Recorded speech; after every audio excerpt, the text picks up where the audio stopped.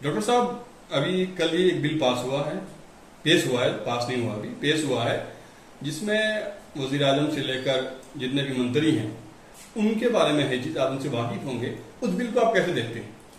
Journalist होते पहले बात कि शीतकालीन जो अधिवेशन चल रहा संसद का, आपने एक दिन पहले खत्म कर दिया। आपने आखिर में जब वो हंगामा शोर मच रहा है कि हमारा ये सरकार जो है चोर है, वोट चोर है, इनको गद्दी छोड़ो का नारा लग रहा है, आप चुपके से एक अधिवेशन, एक आपने जो है कानून पास कर देते हैं कि आपको हम इस तरह से जेल भेज देंगे, आप इस तरह नहीं बोल सकते, आप चुनाव आयोग के खिलाफ खड़ा नहीं हो सकते, आप हमारे प्रधानमंत्री के खिलाफ नहीं खड़ा हो सकते। तो ये तानाशाही नहीं है तो क्या है? ये जमहूरियत को बदनाम करने के लिए, अपनी मनमर्जी करने के लिए, अपनी तानाशाही दिखाने के लिए। मैं जब उनको पता था कि ये विरोध करेंगे, ये हमें वोट नहीं देंगे और हमारा ये जो है गिर जाएगा, आपने जेपी मंडल को, जेपी कमीशन को आपने चुपके से भेज दिया। तो ये क्या है? वहां से आप पास करा दोगे, ये कानून पास हो गया, राष्ट्रपति आपके पॉकेट की चीज है, आप साइन करा दोगे और कहोगे जैसे एनआरसी जैसे और भी चीजें आप अपनी मर्जी से किए जा रहे हो, न जनता से पूछ रहे हो, न जनता के प्रतिनिधि से पूछ रहे हो।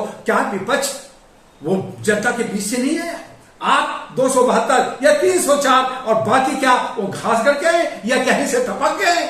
उनको भी जनता ने चुना है, वो जनता के जनप्रतिनिधि, चाहे वो राहुल गांधी हो, चाहे अखिलेश हो, चाहे अन्य हो, चाहे ओवैसी हो या कोई भी हो, वो सब जनता के जनप्रतिनिधि है। और उनके सामने बीच में बहस हो, अरबों खरबों रुपया संसद के अंदर खर्च होता है, मीटिंग होती है, बहस होती है, आप खा पी करके बराबर हो गए।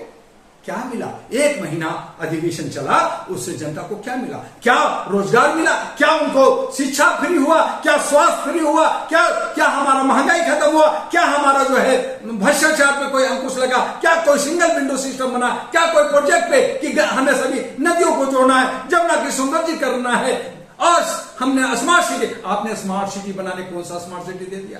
आपने बुलेट चैलेंज चलाना था, कौन सा चला दिया? जब आपने कहा था कि मैं तो 10 साल में कर दूंगा, आप तो 12 साल से सत्ता में है, तो आपको तो कर देना चाहिए था। तो कोई काम बताइए जर्नलिस्ट महोदय कि इन लोगों ने जितना भी कहा कांग्रेस ने गलती कितना किया, कांग्रेस ने कुछ दिया या नहीं दिया, मैं उस बात पे नहीं जाना चाहता हूं, लेकिन 12 साल में हमें क्या मिला उसका तो हिसाब दीजिए। लेकिन आज इनके पास हिसाब नहीं है, सिर्फ कानून ऐसा कर दो, ऐसा बना दो, अपने हिसाब से बना दो, उसको फंसा दो, उसको लिखा दो। तो ये सब बेईमानी है। अपने रूम के अंदर, एसी रूम के अंदर बैठ करके अपने हिसाब से कर रहे हैं और ये मान के चल रहे हैं कि मैं 2047 तक शासन करूंगा, अपनी मनमर्जी करूंगा, मैं ही राष्ट्रपति, मेरा ही उपराष्ट्रपति, मेरा ही बाकी सब लोग होगा। तो ये अब नहीं होगा। अब उपराष्ट्रपति का चुनाव हो रहा है, कांटे की टक्कर हो गई है। अब बीजेपी के गले की में फांस पड़ गई है कि क्योंकि जहां उन्होंने आरएसएस के बंदा को खड़ा किया है, वहां पे एक जस्टिस खड़ा है, वो भी आंध्रा से है, जो उनको साथ दे रहा है। उनको अपने राज्य के साथ साथ उनको साथ देना पड़ेगा। ये भारी पड़ेगा चुनाव। और अगर विपक्ष का, अगर हमारे सुदर्शन रेड्डी जो जस्टिस रहा है सुप्रीम कोर्ट का और गवर्नर भी रहे, अगर वो जीत गए तो ये सरकार के चेहरे पे बहुत बड़ा कालिक होगा। जो आप अधिवेशन, जो ये कानून की बात कर रहे हैं, ये सबकी धज्जियां उड़ जाएगी। हमने गवई साहब से भी बहुत उम्मीद की थी कि ये आए हैं, दलित से हैं, हमारे लिए काम करेंगे, हमारे समुदाय के लिए करेंगे, लेकिन कहीं ना कहीं ये भी डर गए हैं या सिकुड़ गए हैं या सहम गए हैं। इन्हें बहुत मुस्तैदी से हमारे सबके लिए, समानता के लिए, और जो हमारा जो आर्टिकल्स है 12 से 35, इसकी समान करते हुए काम करना होगा। ये कितना भी बदलाव कर दें, लेकिन व्यवस्था में आमूल चूक परिवर्तन, जब समानता के साथ जो हमें होना चाहिए, जो हमें मिलना चाहिए, अगर वो नहीं होता तो ये अपने फायदे के लिए देख रहे हैं और ये फायदा उनको दिख रहा है, जनता को कुछ नहीं मिल रहा है। इसलिए मैं इसका खंडन करता हूं। इसके ओपोजिशन ने इसकी मुखालिफत की है, पार्लियामेंट में बाहरी मुखालिफत हो रही है। नियत पर सवाल उठ रहे हैं भाजपा के कि इस बिल को लाने का मतलब ये है कि अब जल्दी आप किसी को भी अंदर डाल देंगे। मुखालफत कर रहे हैं, विरोध कर रहे हैं, लेकिन कहीं ना कहीं विपक्ष डरी हुई है, कहीं ना कहीं बटी हुई है। दूसरी तरफ, एक तरफ संविधान, एक दिन इसीलिए कि बहस ना हो जाए, ज्यादा हंगामा ना हो जाए, तो इन्होंने एक दिन पहले ही संसद को बंद कर दिया।